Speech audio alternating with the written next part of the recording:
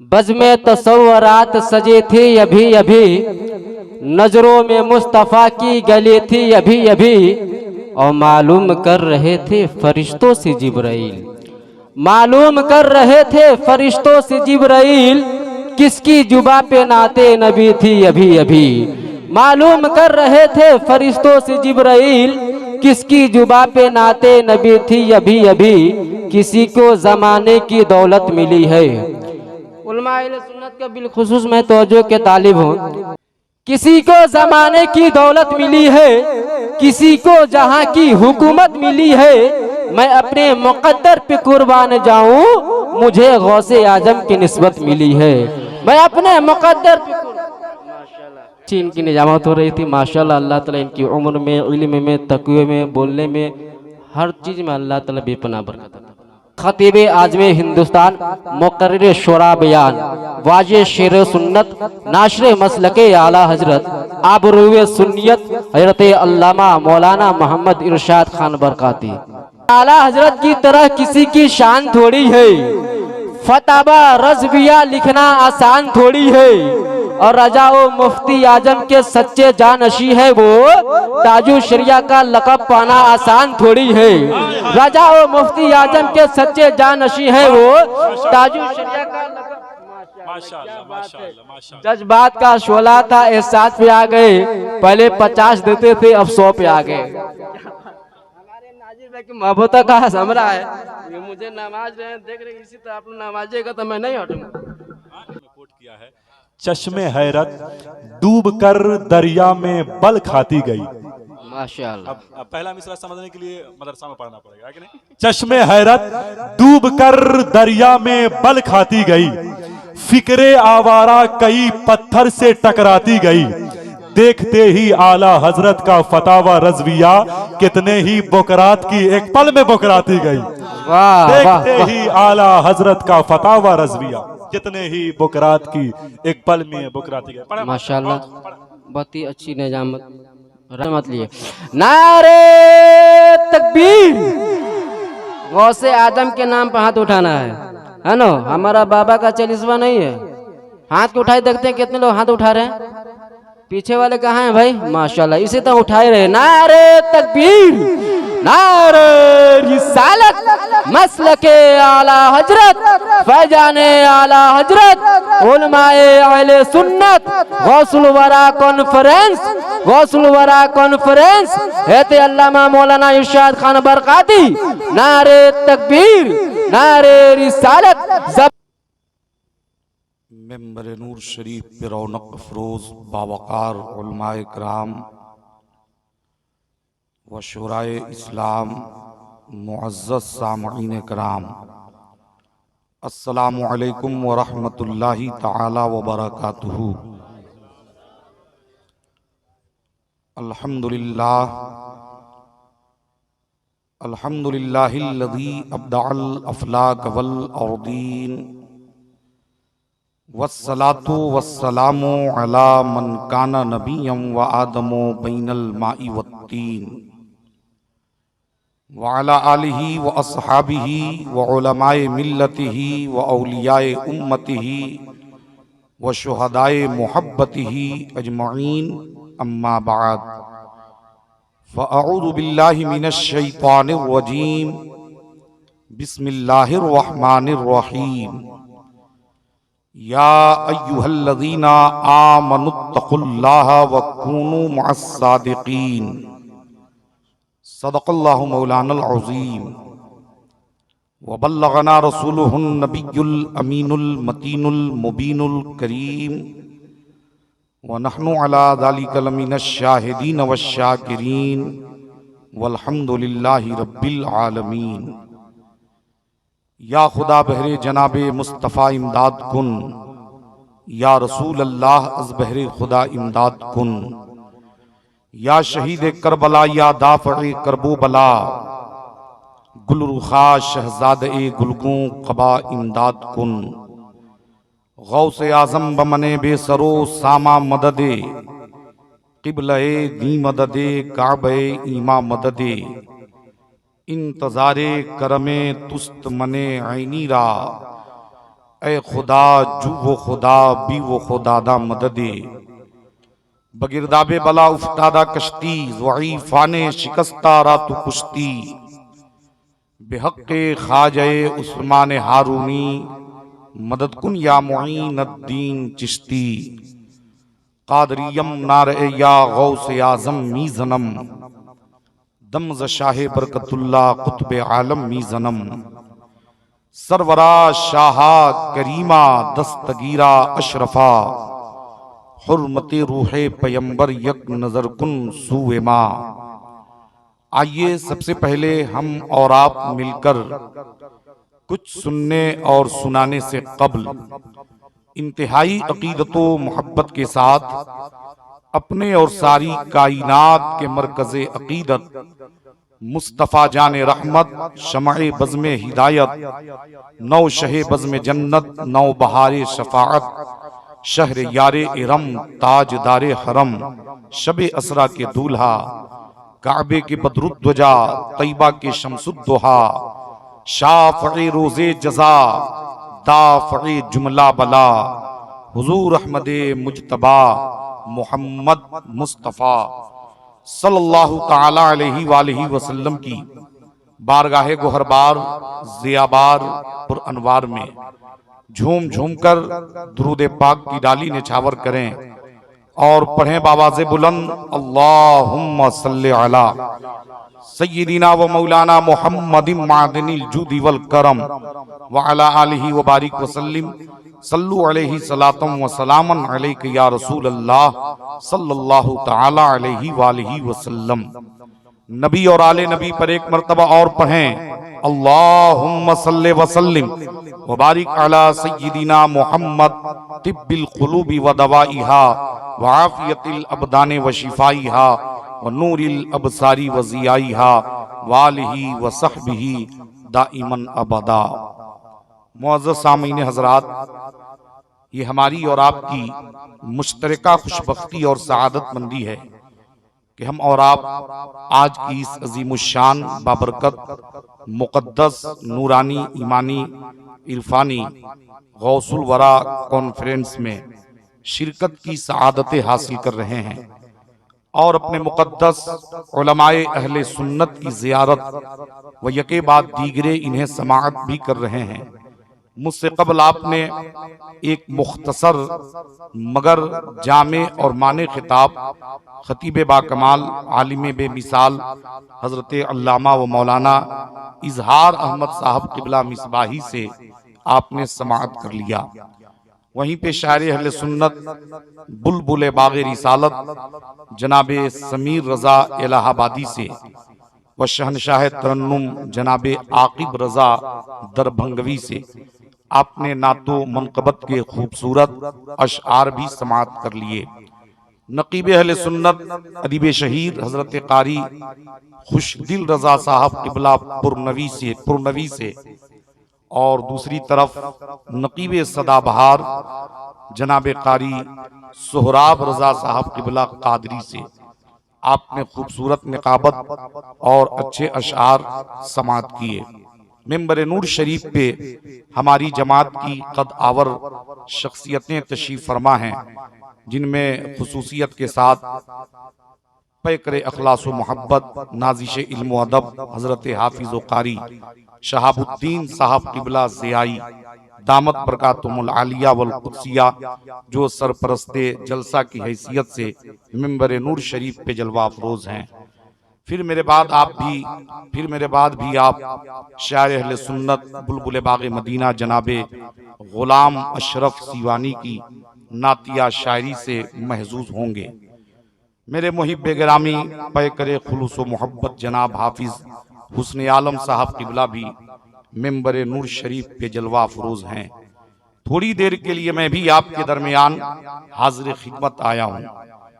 आज की ये बज़्म पाक खतीब अहले सुन्नत हजरत अल्लामा व मौलाना रफ़ी अहमद साहब निज़ामी ने तहदीस निअमत के तौर पर मुनक़्क़िद किया है और इनकी मोहब्बतें हैं कि थोड़ी देर के लिए ये फ़कीर बरकाती भी आपके दरमियान हाजिर खिदमत आया है।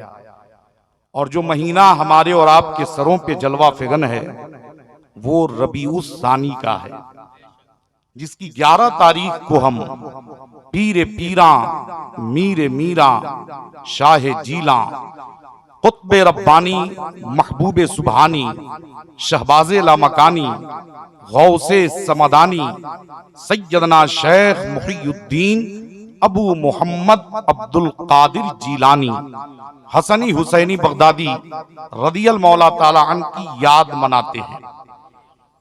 वो गौसे आजम जिनका तकवा ये है कि जिन्होंने 40 साल तक ऐशा के उजू से फजर की नमाज अदा फरमाई। वो गौसे आजम जिनकी बारगाह में नजराने अकीदत पेश करते हैं आला हजरत अजीमुल बरकत मुजद्दिद दीन व मिल्लत आकाए निअमत दरियाए रहमत इमाम अहले सुन्नत सैयदी सरकार इमाम अहमद रजा खान बारगाह गौसियत मआब में यूं नजराने अकीदत पेश करते हैं, वाह क्या मर्तबा ऐ गौस है बाला तेरा, वाह क्या मर्तबा ऐ गौस है बाला तेरा, ऊंचे ऊंचों के सरों से कदम आला तेरा, ऊंचे ऊंचों के सरों से कदम आला तेरा, और सर भला क्या कोई जाने के है कैसा तेरा, सर भला क्या कोई जाने के है कैसा तेरा। एक बार सरकारे बगदाद जुमा के दिन मस्जिद में खुतबा दे रहे थे कि एकाएक आपकी जुबाने फैज़े तर्जुमान से ये जुमला जारी हुआ, कदमी हाद ही अला रक़बती कुल्ली वली इल्ला। गौसे आजम ने फरमाया कि मेरा कदम तमाम औलिया की गर्दन पे है। आला हजरत फरमाते हैं जिसकी मेंबर हुई गर्दने औलिया, जिसकी मेंबर हुई गर्दने औलिया, उस कदम की करामत पे लाखों सलाम, उस कदम की करामत पे लाखों सलाम। तो गौसे आजम ने फरमाया कि मेरा कदम तमाम औलिया की गर्दन पे है। गैब से निदा हुई कि जितने औलिया हैं सब अब्दुल कादिर की इताअत करें। तो जितने औलियाए कराम थे सबों ने गौसे आजम की इताअत में अपनी गर्दनें झुका दी। उस वक्त ख्वाजा खाजगां सुल्तानुल हिंद अताए रसूल हिंदल वली हजरत ख्वाजा मुईनुद्दीन हसन चिश्ती अजमेरी संजरी खुरासान के जंगल में रियाजत में मशगूल थे। जैसे ही उनके कान में गौसे आजम का ये फरमान पहुंचा कि उन्होंने कहा कि या गौसे आजम, आपका कदम सिर्फ मेरी गर्दन पे नहीं बल्कि मेरे सर और मेरी आंखों पे भी है। वाह वाह वाह वाह वाह। हुजूर मुफ्ती आजम हिंद इसकी तर्जुमानी करते हैं कि ये दिल ये जिगर है, ये आंखें ये सर है, ये दिल ये जिगर है, ये आंखें ये सर है, जहां चाहो रखो कदम गौसे आजम। नारे तकबीर, नारे रिसालत, मसलके आला हजरत, फैजाने औलिया कराम, जश्न गौसुल वरा कॉन्फ्रेंस, अल्लामा इरशाद खान बरकाती। वाह वाह। जहां चाहो रखो कदम गौसे आजम। और आला हजरत लिखते हैं, सर भला क्या कोई सर भला क्या कोई जाने के है कैसा तेरा, औलिया मलते हैं आंखें वो है तलवा तेरा, औलिया मलते हैं आंखें वो है तलवा तेरा, और क्या दबे जिस पे हिमायत का हो पंजा तेरा, क्या दबे जिस पे हिमायत का हो पंजा तेरा। एक बुजुर्ग थे शेख अहमद जिंदाफी, उनकी आदत थी कि जब वो कहीं जाते तो शेर पर सवार होकर जाते, और शेर पर सवार होकर जाते तो अपने शेर की खुराक के लिए गाय का नजराना भी तलब करते। तो वो हस्बे आदत एक बार बगदादे मोहल्ला पहुंचे और खानकाहे गौसिया में जाकर खादिम को बुलाया और कहा कि सरकारे बगदाद से कहो कि एक बुजुर्ग आए हैं जो शेर पर सवार होकर आए हैं और अपने शेर की खुराक के लिए गाय का नजराना तलब कर रहे हैं। खादिम गया, कहा सरकार अजीब मामला है, लोग तो आपकी बारगाह में आंखों के बल आते हैं, लेकिन एक साहब शेर पर सवार होकर आए हैं और अपने शेर की खुराक के लिए गाय का नजराना तलब कर रहे हैं। गौसे आजम ने खंदा पेशानी के साथ मुस्कुराया, फरमाया मेहमान की मेहमान नवाजी करो, मेहमान नवाजी में कोई कमी ना हो। खादिम ने आके कहा कि सरकार बस थोड़ी देर इंतजार कीजिए, अभी गया और गाय लेके आया।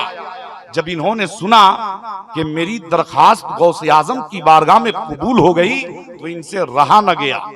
इन्होंने अकड़ के कहा कि देख लिया तूने मेरा रोबो दबदबा, देख लिया तूने मेरी हैबत का सिक्का। जब मेरा फरमान गौसे आजम पे चल गया तो अब इस पे नहीं चलेगा। जब वो न टाल सके तो कौन टाल सकेगा। जैसे ही उन्होंने ये कहा, इधर खादिम गया और गाय लाके इनकी बारगाह में पेश किया। कहा हुजूर गाय हाजिर है।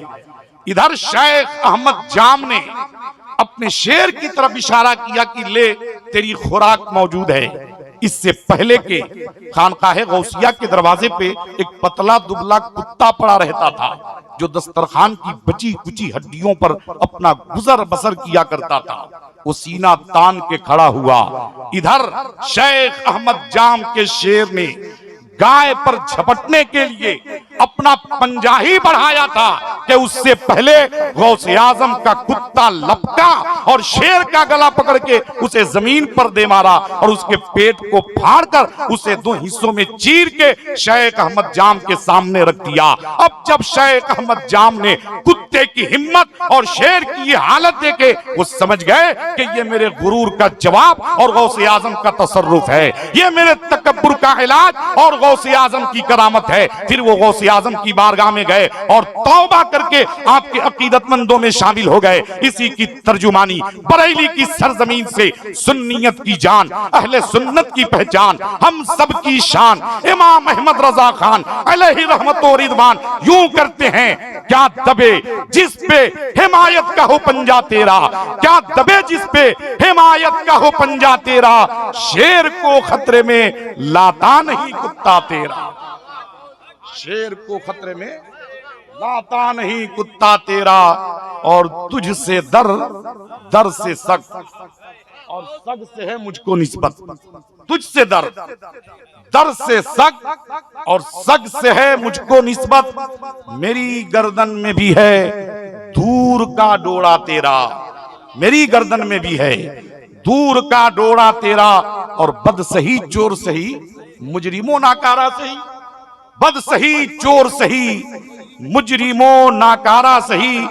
अरे वो कैसा ही सही है तो करीमा तेरा, वो कैसा ही सही है तो करीमा तेरा।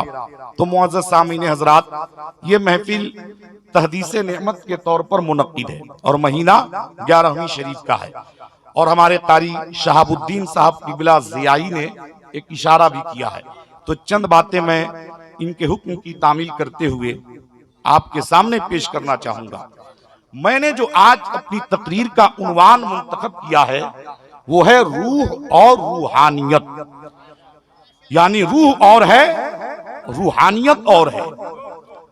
आज हर तरफ रूह का चारा फराहम किया जा रहा है, हर तरफ रूह का नारा बुलंद हो रहा है, हर तरफ रूह का चर्चा हो रहा है। लेकिन आपको आज की इस बज़्म मोहब्बत में यह समझना है कि रूहानियत की जलवागिरी कहाँ है। तो देखिए साहब, जैसे इंसान और है, इंसानियत और है, इसी तरह रूह और है, रूहानियत और है। आप कहेंगे इंसान और इंसानियत में क्या फर्क होता है? तो देखिए साहब, इंसान तो वो भी है कि अगर कोई साइल दरवाजे पे आए, जी में आए तो दे, जी में आए तो भगा दे। मगर अल्लाह फरमाता है वह अम्मस्साइला फला तनहर, और हरगिज साइलों को मत झिड़को। मगर एक इंसान जी में आता है तो देता है, जी में आए तो भगा देता है। मगर आप इंसानियत की झलक देखना चाहते हैं तो आइए साहब, एक बंदे खुदा फज्र की नमाज अदा करने के बाद रिज़्क़े हलाल के लिए घर से बाहर निकलता है, वो रिज़्क़े हलाल के लिए कोशिश करता है और फिर रिज़्क़े हलाल अपने बच्चों को खिलाने के लिए सुबह से दोपहर तक मेहनत और मजदूरी करता है, चिलचिलाती हुई धूप में पसीने बहाता है। जब दोपहर का वक्त आता है और उसे भूख तड़पाती है, प्यास की शिद्दत तड़पाती है, तो भूख को प्यास से निढाल होकर जल्दी जल्दी घर आता है। है, हाथ मुंह धो करके दस्तरखान पर बैठता है, उसके सामने दस्तरखान पर तरह तरह के खाने रख दिए जाते हैं, तरह तरह के दाने चुन दिए जाते हैं। अब वो इंसान जिसने सुबह से लेकर दोपहर तक मेहनत और मजदूरी करी, इस दर्द को वही समझ सकता है जो इस राह का मुसाफिर है, जो सुबह से दोपहर तक पसीने बहाया, जिसका खुश्क होंठ बता रहा है कि ये प्यासा है, जिसका चेहरा बता रहा है कि ये भूखा है। वो जल्दी जल्दी चंद दानों को एक जगह जमा किया और एक निवाला बना के मुंह में डालना ही चाहा कि किसी साइल ने दरवाजे से आवाज लगाई, मुझे अल्लाह के नाम पर खाना खिला दो, मुझे अल्लाह के नाम पर खाना खिला दो। अब ये सोचने पे मजबूर हो गया, बस खाना तो यही है, सुबह से लेकर दोपहर तक मैंने मेहनत और मजदूरी करी है, अगर मैं खाना साइल के हवाले कर दूं तो मुझे खुद भूखा रहना पड़ेगा, और खा जाऊं तो साइल को महरूम जाना पड़ेगा। अब खाऊं कि साइल के हवाले कर दूं, ये सोच ही रहा था कि उस पर इंसानियत गालिब आई। अगर उसने लुकमा अपने मुंह के करीब उठा लिया था, मगर उस लुकमे को दोबारा प्लेट में वापस रखा, खाना उठाया, साइल के हवाले कर दिया। मुझे कहने दीजिए साहब, यहां पे इंसान नहीं खिला रहा है बल्कि उसकी इंसानियत खिला रही है। तो मालूम क्या हुआ, यहां बैठने के लिए तो सब इंसान बैठे हैं, लेकिन ये कोई जरूरी नहीं कि जितने इंसान हैं सब में इंसानियत भी पाई जाए। इंसान तो सब होते हैं मगर इंसानियत किसी किसी में होती है। इसी तरह रूह वाले तो सब होते हैं मगर रूहानियत किसी किसी में होती है। अब आइए साहब, रूह और रूहानियत का फर्क समझिए। तो रूह और रूहानियत का फर्क समझने के लिए सबसे पहले आपको इंसानी नुक्ते आगाज का, इंसानी वजूद के नुक्ते आगाज का हल्का फुल्का सरसरी जायजा लेना होगा कि इंसान सबसे पहले क्या है। तो इंसान सबसे पहले मां के पेट में पानी का चंद नापाक कतरा है। अक्लमंदारा इशारा काफी है। वो नापाक कतरा कुछ दिनों के बाद खून बनता है। कुछ हफ्ते गुजरते हैं कि उस खून से गोश्त का एक लोथड़ा तैयार होता है। कुछ महीने और गुजरते हैं कि उस लोथड़े से आज़ा नमूदार होते हैं। उंगलियां, हथेली, कलाई, बाजू, सीना, शिकम, हाथ, पांव, नाक, कान, जबान, बाल, दांत, नाखून, यानी सर के बाल से लेकर पांव के नाखून तक मुकम्मल मुजस्समा तैयार हो गया। मगर हाल यह है कि मां के पेट में आंख है मगर देखती नहीं, कान है सुनता नहीं, जुबान है बोलती नहीं, हाथ है हरकत नहीं, पांव है जुम्बिश नहीं। मालूम क्या हुआ, मां के पेट में आंख है मगर बेकार है, कान है मगर बेकार है, जुबान है मगर बेकार है, हाथ है मगर बेकार है, पांव है मगर बेकार है। मां के पेट में सब कुछ है मगर सब कुछ बेकार, इसलिए कि सब कुछ तो है मगर उस जिस्म में अभी रूह नहीं है। रूह कब आएगी? जब बच्चा 120 दिन का होगा। मां के पेट में जब बच्चा 4 महीने का होगा, जिस्म में रूह आएगी। रूह आते ही आंख देखने लगेगी, कान सुनने लगेगा, जुबान में हरकत शुरू हो जाएगी, हाथ में हरकत होने लगेगी, पांव में जुम्बिश होने लगेगी। तो मालूम क्या हुआ, ये आंख खुद नहीं देखता, ना ही इस आंख का ढेला देखता है, बल्कि आंख के झरोकों से रूह झांकती है।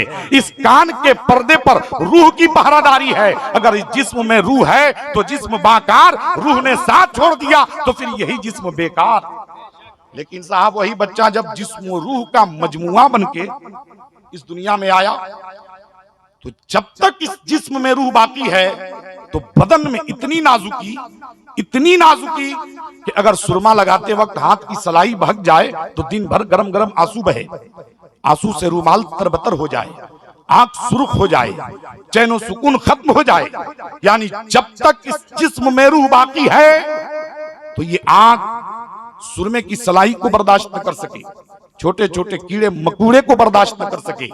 लेकिन यही रूह इस जिस्म का साथ छोड़ दे तो फिर आंख का ढेला निकालकर जमीन पर रख दीजिए, बदन को बूटी बूटी करके कीमा बना दीजिए, हड्डियों को चूर चूर कर दीजिए, कोई आह नहीं, कोई उफ नहीं, कोई चीखो पुकार नहीं।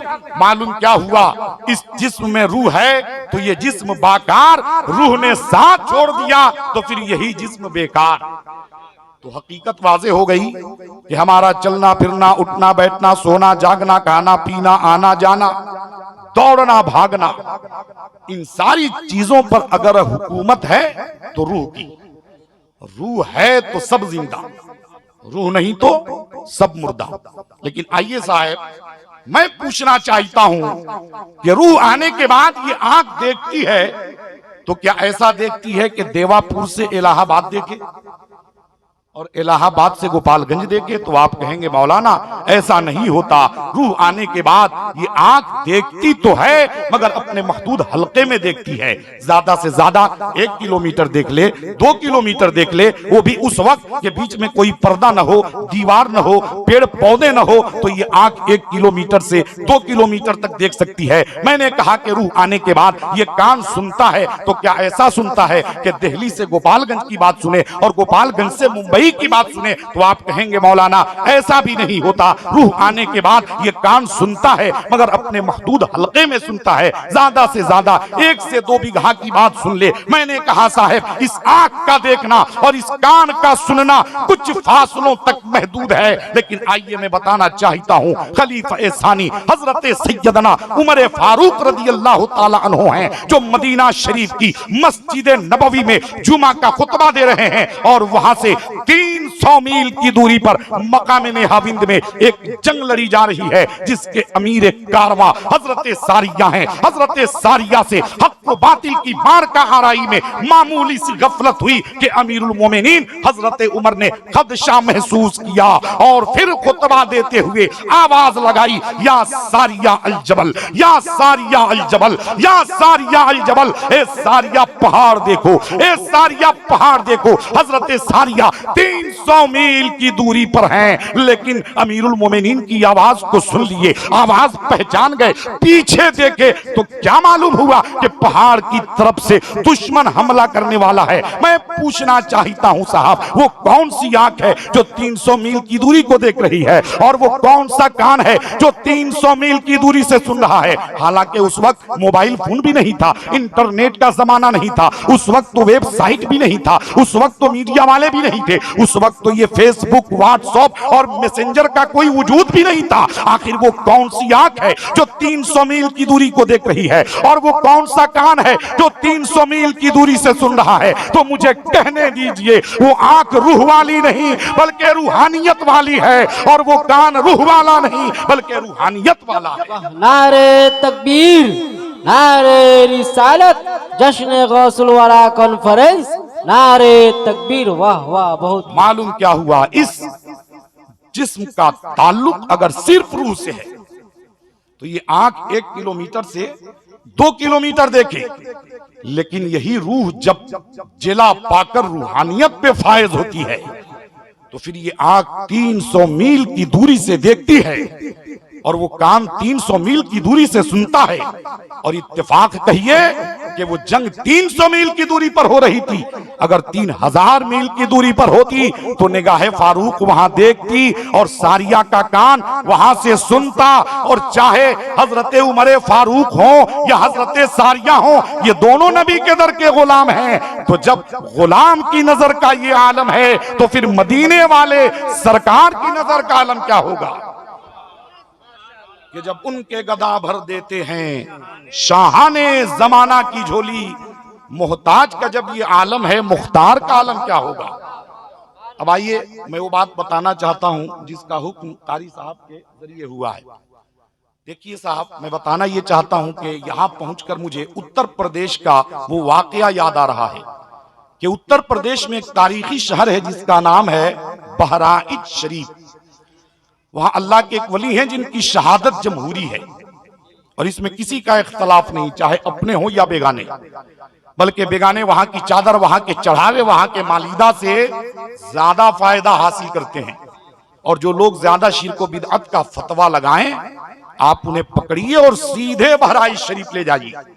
वहां जाते ही उनके सारे फतावे नजर आतिश हो जाएंगे और शिर्क व बिदअत की कलई खुलती नजर आएगी। इसलिए कि बहराइच शरीफ में सैयद सालार मसूद गाजी रहमतुल्लाह अलैह का आस्ताना मरजए खलाइक है और आस्ताना जात के सरहाने एक दीवार है। दीवार के बाद हौज बना हुआ है। जब आस्ताना जात का गसल होता है, जिसे हम गुस्ल कहते हैं, गसल होता है तो वो गसल का पानी एक नाले के जरिए जाकर हौज में गिरता है। इधर गुस्ल से पहले गाजी सरकार के करीब सैकड़ों कोढ़ी, अनगिनत कोढ़ी लौ लगाए खड़े रहते हैं। जैसे गुस्ल का पानी नाले के जरिए जाकर हौज में गिरता है कि वैसे ही सारे अनगिनत कोढ़ी या गाजी सरकार का नारा लगाकर हौज में छलांग लगाते हैं। और जब गुस्ल करके निकलते हैं तो देखने में क्या आता है कि उनकी उंगलियां बढ़ चुकी हैं, नाखून निकल चुका है, कोढ़ खत्म हो चुका है, मर्ज दूर हो चुका है। तभी तो किसी कहने वाले ने कहा, न हो आराम जिस बीमार को सारे जमाने से, न हो आराम जिस बीमार को सारे जमाने से, उठा ले जाए थोड़ी खाक उनके आस्ताने से, उठा ले जाए थोड़ी खाक उनके आस्ताने से। तो मैं अर्ज ये कर रहा था कि बहराइच शरीफ में सैयद सालार मसूद गाजी अलैहि रहमा का आस्ताना मरजए खलायक और मरजए अकीदत है। चुनांचे खिलजी बादशाहों में से किसी बादशाह ने गाजी सरकार के आस्ताना पर हाजिरी दी। तो उस वक्त वहां एक बुजुर्ग तशरीफ फरमाते जिनकी विलायत बड़ी मशहूर थी, जिनकी करामतों का दूर दूर शोहरा था। तो वो बादशाह सबसे पहले उस फकीर के पास पहुंचा और कहा कि सरकार, हमें गाजी सरकार के आस्ताना पर हाजिरी देनी है, तो क्या ही अच्छा होता कि ये हाजिरी आपके साथ हो जाती। अल्लाह के वली ने फरमाया कि मैं तो हाजिरी देता ही रहता हूं, लेकिन तू चाहता है तो चलो मैं फिर चलता हूं। अब फकीर अपनी जगह से उठे, बादशाह के साथ चलने लगे। फकीर भी जा रहा था, बादशाह भी जा रहा था, मगर चलने का तरीका अलग अलग था, जाने का अंदाज अलग अलग था। इसलिए कि बादशाह तो सीधा सीधा जा रहा था, मगर फकीर टेढ़ा मेढ़ा चल रहे थे, कभी दाएं कभी बाएं, कभी आगे कभी पीछे। इधर कूदते तो उधर उछल जाते, उधर उछलते तो इधर कूद जाते। तो बादशाह को रहा नहीं गया, कहा सरकार, रास्ता तो सीधा भी है और साफ सुथरा भी है, तो आप दौड़ भाग क्यों कर रहे हैं, ये उछल कूद क्यों कर रहे हैं। तो फकीर ने मुस्कुराया और कहा कि रुक जा। बादशाह रुक गया। फकीर ने सर पे हाथ रखा, अपनी टोपी उतारी, बादशाह के सर पे रख दी, कहा नीचे देख। अब जो बादशाह नीचे देखता है तो जमीन का निचला हिस्सा रोशन हो जाता है। बादशाह क्या देखता है कि जमीन के नीचे शहीदों की लाश ही लाश है, लाश ही लाश है, लाश ही लाश है, गोया गनजे शहीदा हैं। अब बादशाह फकीर का मुंह देखने लगा तो फकीर ने कहा, मियां, हम टेढ़ा मेढ़ा नहीं चल रहे थे, हम दाएं बाएं नहीं भाग रहे थे, बल्कि तेरा और मेरा फर्क ये है कि तुम जो है बिन देखे चल रहे थे, मैं देख देख के चल रहा था। तो साहब, ये सिर्फ फकीर की टोपी है ना, सिर्फ फकीर की टोपी जो बादशाह के सर पे रख दी जाए तो तबकाते जमीन रोशन हो जाए। तो जिसकी टोपी का ये हाल है, उस टोपी वाले की नजर का क्या हाल होगा। और फिर जब नजर का ये हाल है तो उसकी सरापा जात का क्या हाल होगा। तो आइए साहब, मैं बताना चाहता हूं, गौसे आजम का मुबारक महीना है कि इन औलियाए कराम की जरूरत क्या है।